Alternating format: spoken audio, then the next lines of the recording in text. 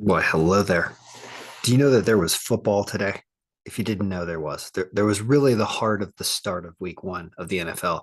And of course, the NFL algorithm tried to capture it all and made predictions. And we're going to go over them in this video.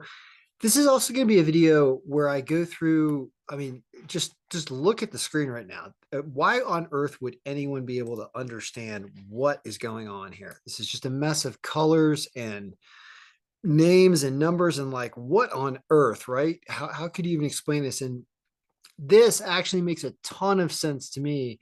And when you start to break down all the different ways we're going to filter through this, you'll start to see how you can go through this and start to answer questions. And even though the algorithm did not have a great day today, we're going to learn about how some teams may have changed from last season to this season by looking at the results and what happened in some games today. So let's get into it. Even though I really didn't physically watch any NFL today, I caught only audio, only listened to radio while I was doing other things, including soccer, which I'm going to talk about in another video coming up after this. But let's talk about NFL right now. This is actually going to be fun because the football, it's a really fun game to watch and listen to, and it's enjoyable. So what is showing up here? How can we look and see how did we do today? Well, generally when I do videos, I talk about predicting the games when it comes to projected margin of victory. Okay, projected margin of victory is right here. That's how many points we think the team of reference that we're talking about and putting here in column B as our reference team that we're looking at, how much we think this team is going to beat this team by. So we thought the Saints were going to crush Atlanta. They accidentally, amazingly came back and won 27-26. So they were the better team. So the algorithm was right. However, their defense gave up more than they should have. And well, we didn't have any current year stats in here because there hasn't been any games yet this year. So you can't get current year stats. So we don't know things like injured defense, whether or not this is really relevant, because I don't know what their defensive roster actually looks like this season. So there's a lot of ifs, ands, and whatever. I can explain away why it's really tough to do week one, but we tried. So we're going to go over what it did and what was okay and what we learned. Saints are a good team, but may have some defensive issues. Atlanta continues to have defensive issues like they have had since Brady came back from like 20 some points down in the Super Bowl to beat them, right? They have never recovered from that. That's the curse of the Bambino in football is Atlanta just gives up leads late and loses games. So that happened, but the Saints do not cover. So the point projection is not really true, even though they win. Okay. So, all right. Now, Minnesota, which I tried to talk down this game, was the best thing that the algorithm did all day. It said even money. This is the second pick of the day. It's just because you're going up against Rodgers and people don't believe they think he's a magician, but the number said Minnesota had it this year, and sure enough, they crush it even more so. So, it's when you look at what an alternate score was for that game, which shows up over here, it was even more in favor of Minnesota, actually 23-16 instead of 28-20. But point is this was good and this was nice. And hopefully we'll see more stuff like this going on later in the season as we start to get current season stats in here, which I will do by like Tuesday night. I think I'll have something ready for week two. But we're going to wait for the games to go for Monday. Now let's remove Monday's game out of here for a second. So what we're looking at is we're looking at top down and we're saying, this team is supposed to beat this team, right? Well, there's a changeover at some point when you're looking at this projected margin of victory column and how much the team is going to win by, where it goes from blue to red here. Okay. This is the crossover point where now all of a sudden we think this team was supposed to lose over here. So we're showing both, which is why our wins and our losses aren't right. So normally I like to show it like this, which is I say value filters greater than the projected margin of victory was greater than 0, meaning we thought the team was going to win. We're filtering for just those teams. And now we get what our actual results were from the day. from Thursday and from today, which is 7 and 8. Now let's remove Thursday for a second because that was a bottom game anyway, and it wasn't today. So today, Sunday, or yesterday, whatever, Sunday was 7 and 7, and we can go through these games and we can learn something about these games. And also, when we talk about predictions for next week, which I'll be doing videos on later next week, when we do that, we'll remember what we learned today in looking at these results. So what do we say? Saints defense may be a little sketchy, but they're still a good offensive team. Minnesota looking more like the real deal. Green Bay in trouble this year. Arizona, big fat wrong. So here is when we import stats for 2022 later this week for all the passers, the rushers, the receivers, the kickers, the defense. We update the injury report. We grab some stats from Pro Reference, and we're going to use some of them, but we're still going to use some of last year's stats also to do some of the calculations. It's a hodgepodge in week 2, but as we do all that, and when we update all that, we will see if it does things like favoring Arizona, because now all of a sudden all those players that they traded for and signed played a game and their offense got up 21, but their defense was non-existent. So we'll have to see what that situation is and whether Arizona has anyone on defense or whether Mahomes is just as good as Mahomes is and he just tore them apart. So now we're going to keep going down the list, and then we're also going to sort by win score percentage after I'm done talking about this, because that's another interesting thing to look at, because it's a different way of looking at the list top down. I'm giving you an advanced, the projected scores here are what I consider to be the artificially intelligent contribution that you are really getting from the algorithm, because that's the part of it that's looking at the exact players that are playing and how good they might play and also how injured they might be. So it's a phenomenal guide, and it's usually pretty good. So I should kind of also address how these games went. This scoring is actually not that bad. It's just that the Saints give up more than they should have, but the scoring is almost exactly right there, right? Minnesota, they get almost, very close to the amount of points we projected. And they just hold Green Bay to even less. Arizona, completely just no defense, no not happening.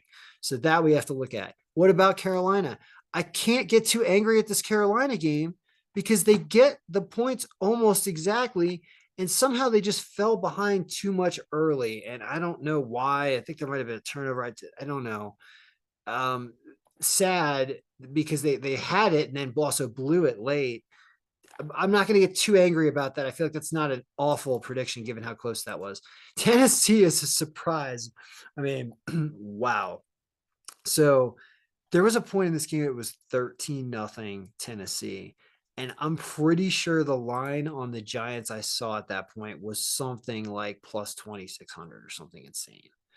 Like, I mean, absolutely no one in their right mind thought the Giants had a chance to come back and beat the Titans, being down almost 2 touchdowns in the second half, right? Something like that. And yet, what on earth? I did not see highlights. I would like to. What on earth, right? What? They go for a 2-point conversion to win, I think. What? So that is just wow. So we'll have to see what happened there, whether or not the Giants are actually good. That could be interesting. We'll find out. And Tennessee, I don't know how much to fault them. We'll have to see what happened in that game. Philly and Detroit, higher scoring game than the algorithm predicted because these defenses are terrible. That's kind of believable. And Philly covers. They don't cover. They win, but they somehow, that's an annoying not cover because they were up by a lot. And there's some garbage points, I think, in that game. So that's sad when it comes to the spread, which is why I don't take teams minus 4.5. Like, I just don't do that because you like just take the team to win. If you take the Saints to win, you won this game somehow. You took the minus points, you lost, right? I like taking teams plus points. I even lost those today though. I had Arizona plus the points, they lost. I did not win betting on football today, but hey, I don't think many of us did with the algorithm. Cincinnati, this was the most amazing game ever. I did listen to this off and on, and it was like turnover central, overtime, blocked extra point to end the game, back and forth down the field in overtime, and eventually the Steelers put in a field goal to win. I don't even know what to say about that. Just whatever. Now, Indianapolis and Houston. Here, Houston almost wins this game. This game ends in a tie. Love it. Love it. Can I tell you how much I love the fact that there's a tie in the first game of the season? Let me explain why. There's an area in the pro reference column called tie. Okay. It's right here. Now, sorry, I'll get over there in a second. It's called tie. This is just a fun programming thing. So normally you can see there was one tie last year and it involved the Steelers and the Lions. This tie involves Indianapolis and whoever the heck they were just playing. But this column usually doesn't appear on Pro Reference until there is a tie in the season. And we are lucky enough here in 2022 to get a tie in the very first game. So this chart will always be here. So when you import your chart, when you're updating the algorithm yourself, you don't have to adjust for the different column, the extra column. That's all. That's why I'm happy that there's a tie. All right, that's as fun as I'm going to have as a programmer today. All right, now that being said, this game did hit the under. So here's something where the algorithm worked. Algorithm said 35 points. It said definitely do under the 45. You're lucky as heck that it didn't go over because this game did go to overtime. Where's this game? Yeah, it's right here. But it does go over like I said it would. I took an alternate over under minus 41.5, and I hit that luckily enough somehow. That's why I laugh, because I did win that bet when a game went to overtime and they ended up not scoring. And that's what I needed to win. And my under was no score. Funny. All right, now good old Washington, my hometown Washington Commanders, come back and win. Very happy with the projected scoring here. Look, off by 2 points and off by 1 point. I mean, that's phenomenal. You can't ask for anything better than that. That's a great pull from the algorithm. Good. Patriots, not good. Patriots were a big miss here. Algorithm only said they were going to win by 5 points, but that's still over a field goal.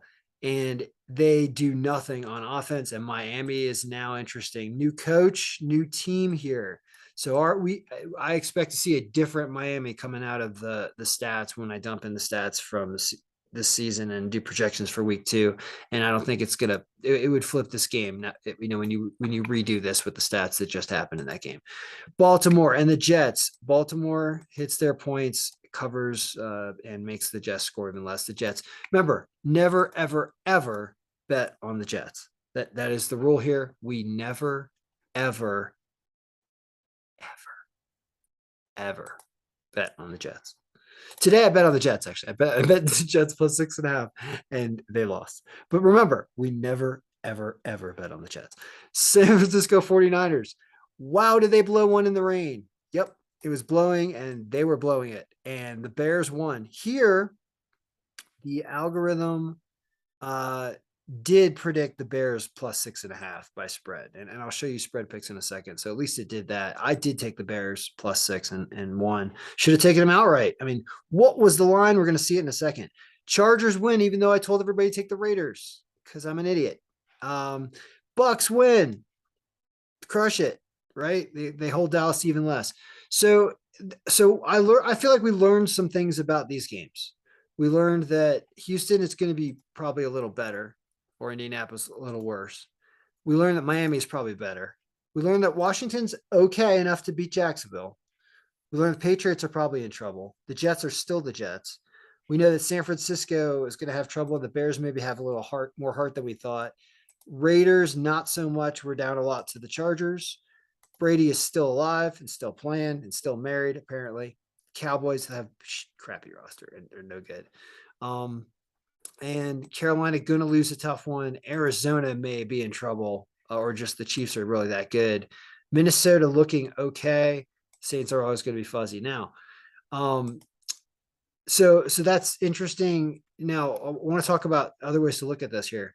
So when you unfilter stuff, okay, and you start to sort things in different ways or look at spread picks, because a lot of people want to know, well, how did the algorithm do against the spread?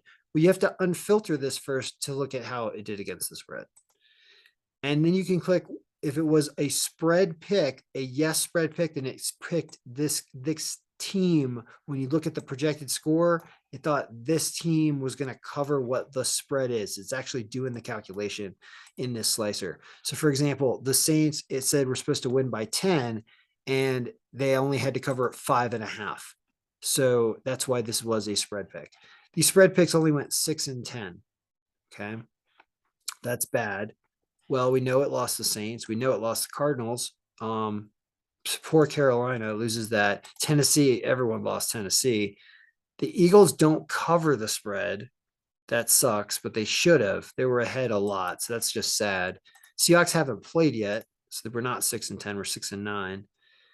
Patriots sucked. The Rams, their Bills are a good team. The fact that it has Dallas here is a bad projection. Maybe that will change. Fact that it has the Raiders is a bad projection. The Bears won. Never ever bet on the Jets, and I want to teach the algorithm to do that. And Houston may be a little better than normal, and the Steelers are going to always be the Steelers that have good coaching. Okay, so sorry, it's 5 and 10 on the spread. Awful. Now here's another way to look at things. So now what if we, instead of sorting by the projected score calculation, which is what I believe the algorithm is really great at and what it's built for, is what about doing this by descending by win score percentage? Now, what is win score percentage and why is that different from the projected scores? Like what's going on here? Win score percentage is based on team stats from a certain period of time and not necessarily the players that are playing in the game that we're predicting. So this takes into account players that may be injured and out for the rest of the year, but they had a contribution throughout the year. Like when Derrick Henry got hurt on Tennessee last year, the team stat number didn't change even after his injury when he wasn't playing anymore, because he had played the whole season and contributed so much. So it's a lagging stat, but it's also one that the odds makers kind of use because it's also the way we empirically think about the game. Is we all thought the Titans were going to crush the Giants. That's why there's a super high win score percentage here. That's why their line's minus 240, even though these two things are not connected. The line is independently being made in the markets by the books and the casinos and everything. The win score is being calculated by the team stat calculation in the algorithm. So they're not related, but yet they look related when you're looking by, except for weird stuff like this, like the Patriots. It's because Miami really changed their roster this year. And that's why this is lagging, because this is related to last year. So anyway, the point of all this is when you look at it this way, it's just interesting to also look at it top down to see how these games did, because, even though the algorithm did not do great, well, how did the odds makers do? Yeah, odds makers got crushed with Tennessee. We knew Indianapolis should just be a low scoring game and that they shouldn't be favored that much. They were minus 330. What was Houston? Houston was plus 275. Look at these teams that won down here. These teams win. Atlanta almost won. The Bears won, right? Miami won. Pittsburgh won. I mean, it's amazing how all these teams at the bottom of the win score end up picking it off and winning. It's week one. That's what happens in week one, is there's just a whole shift, right? So it's going to be fascinating to look at this when you get stats in. And I know everyone's going to be waiting on me to do this. I'll spend a good deal of Tuesday doing it because you got to wait till the Monday night game's over. We've got other stuff to do, but should be cool to look at. And oh yeah, what is that Monday night game? The Monday night game says Seattle and Denver, two teams that are just such question marks because Russell Wilson is now on. Is he on Denver? Who's he on? Yeah, I can look at that, right? Who is Russell Wilson on? There's a million ways to look at that. Let's go into the all player sheet. I think there's two. Russell Wilson's a good guy. He's on Denver. Yeah, so this is an amazing Monday night matchup, which NFL knows what they're doing, right? So this matchup here pits Russell Wilson against his old team. Now I understand why the Seattle is plus 235. Okay. Right. Because everyone puts a lot of faith in Russell Wilson. Well, the algorithm is supposedly appropriately applying Russell Wilson stats on Denver. Let's double check to just make sure that it's doing that. Well, we can open up Denver, or we can click Denver and open them up. And we can see that Russell Wilson's right here, and we have his rating in here, and everything's looking fine that he's in there. So why is it favoring Seattle 24-18? And I think that some of what's going into that prediction is that Pete Carroll is the coach, and Seattle has a structure, and Denver has a different structure, and it hasn't always been a winning structure, especially recently. But when you bring in somebody like Russell Wilson, although he's older now, and I don't know how much he runs anymore, and um, but he's a pro, he's a Hall of Fame pro, championship winning quarterback.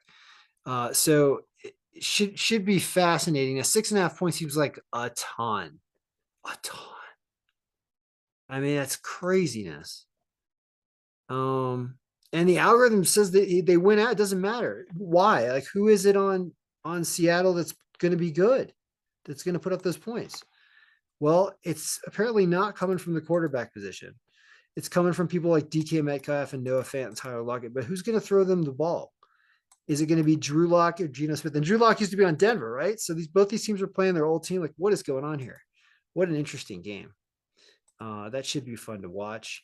And I mean, it's clear as day money wise, which is the money says you obviously take Seattle because they're at plus 235. This is a joke. Nobody knows what's going to happen in this game with those quarterbacks flipping teams. And, right? So the plus 6.5, no brainer, which I said that about Arizona and they lost. So you see, but the algorithm says win score percentage is close, but this is still a 6-point game, right? What about alternate score? The alternate score is supposed to take into account more a potential change in defensive health and stuff like that. Still has this game at 2015. So it lowers the score of this game even more. The over-under is set at 44.5, which this kind of makes sense. But if the game goes the other way, it goes down, it's even 35. But Seattle still wins. So it's a 3-touchdown to 2-touchdown game or something like that. So the this hasn't happened anyway. So the point is the algorithm is going to get funner and funner and funner as we get current stats finally in this thing this week, and we won't be acting as much on implied things from last year, and we'll really be looking at how these players already did here in week one. So wanted to go over the games because it is fun to do this. This is the right amount of attention. A Sunday is a good thing to focus on sometimes with these games, and they go on whether you're watching them or not, and they are certainly fun to go over. So good luck, everybody. I hope your picks won. If you managed to somehow win picks with the algorithm, you I mean, I won some of my over-unders, but man, I did not pick winners. I lost a lot of games. I mean, I did have the States minus the points. I did win with Minnesota, lost with Arizona, lost with Carolina. I lost with Tennessee. I actually bet the under in this game and lost instead of betting Philadelphia. I bet the over in this game and lost instead of betting Pittsburgh plus the points. This game, I'm going to take Seattle. I bet the under in this game and won. I bet the over in this game and won. I didn't even bet Washington, but they did manage to make the over. I bet the Patriots plus the points and lost. I bet the Jets because I said never, ever, ever, ever bet the Jets, and I lost. I bet the Bears and I won. I bet the Raiders plus the points and lost. I bet Tampa Bay and kind of won and lost, whatever, because I made multiple bets and thought they'd win by more. I bet the under in this game and won on Thursday night, and then the games flip. So I did not have a good run. As you can see, a lot of my losses mirror what the algorithm did. But what'll be nice is when we have a week where it's like all wins, because it'll get that way eventually, and you win like the top 7 or something or more. It's pretty phenomenal. So we'll shoot for that, and good luck, everyone. Like I said, I hope your picks won, even though they probably didn't.